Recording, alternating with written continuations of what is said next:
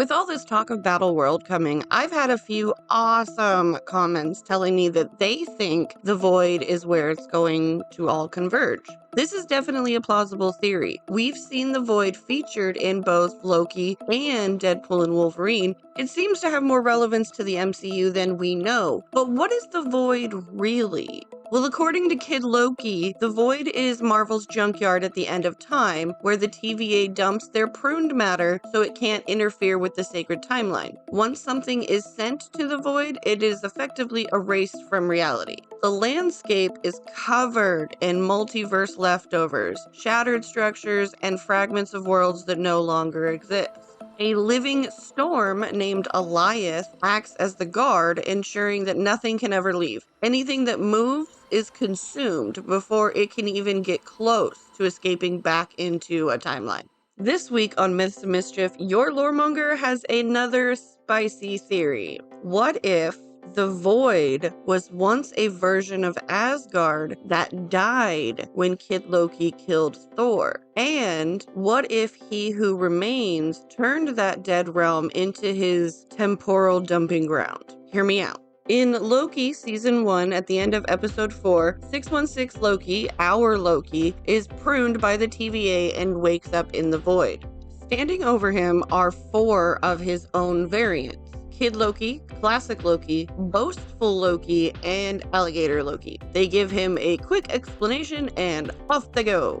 On the way to their hideout, our Loki makes a comment about how the others shouldn't be taking orders from a child. Classic Loki turns and says they should all respect Kid Loki because, quote, "this is his kingdom." First, this statement felt like a comment about how Kid Loki has probably been there the longest, but after I found an Easter egg in Deadpool and Wolverine, that line feels way more deliberate. Now, stick with me because this is going to get a little confusing. First, we have to talk about Nexus events. In TVA terms, a Nexus event is any deviation from the sacred timeline that creates a branched reality. The TVA sees these events as dangerous because they can cause timelines to branch uncontrollably. Left unchecked, these branches risk creating another multiverse, which is exactly what the TVA exists to prevent. In Episode 5, Kid Loki tells our Loki that his Nexus event was killing Thor when they were children. If you remember, in Thor Ragnarok, Thor actually shared a story about a childhood prank where Loki transformed into a snake and then transformed back and stabbed them when they were 8 years old. Now, within the sacred timeline, Thor survived and grows into the hero that we know. But in a branch where Thor dies young, Asgard would end up losing its greatest defender decades too soon, and the domino effect would probably begin almost immediately. The MCU has also hinted at Nexus beings in Deadpool and Wolverine, referring to them as anchor beings, so that's still pretty confusing. Instead, we're going to refer to the comics here. In the Marvel comics, a Nexus being is someone with the ability to alter probability, influence the flow of time, and act as an anchor for their universe. There are a few Nexus beings in the MCU already, with Wanda Maximoff and Kang being the most notable. If Thor was the Nexus being of Asgard, his death as a child could have caused the entire branch to unravel. That branch would eventually collapse into what is essentially a dead realm. For He Who Remains, a dead, empty Asgard would have been the perfect foundation for the TVA's landfill at the end of time. Like I said though, Deadpool and Wolverine added another major piece to this puzzle. When Wade and Logan are pruned, they travel through the Void, and the camera clearly shows the spires of Odin's palace rising out of the wasteland. Everything else in the Void looks smashed from the drop, destroyed by Elias, or just kind of warped beyond recognition. The palace looks fully intact. It's very overgrown with vines, but the preservation feels very specific to be an accident.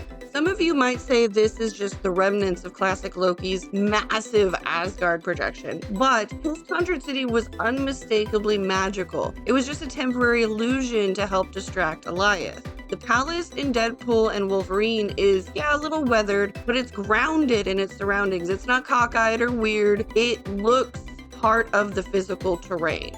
If Thor's death doomed Asgard, that realm could have withered into ruin. He who remains, therefore, could have turned it into a containment zone, giving the TVA a ready-made, isolated location for dumping their pruned timelines. Bit of a side note, I feel like the TVA has a little bit of an obsession for pruning Lokis, as seen when Mobius literally went through a slideshow of them. Also, Sylvie was taken as a child from inside the palace while she was just playing, but we never actually learned what her Nexus event was. She was just proclaimed dangerous. Considering this, if multiple Lokis from different branches all ended up in the same Asgard-based pocket, naturally I feel like it would become a stronghold for them, and that's why I think they are the ones that survive the Void. All of that being said though, let's go back to Kid Loki. If the Void is the dead remains of his Asgard branch, then classic Loki's kingdom statement is quite literal. The Void would be the corpse of Kid Loki's timeline where Thor never reached adulthood. Asgard fell long before its destruction in Ragnarok, and the surviving Lokis just claimed the ruins as their own. As always, I want to know what you think, so let me know in the comments. And if you enjoyed this video, please make sure to like and subscribe so you never miss an adventure. I will see you next time.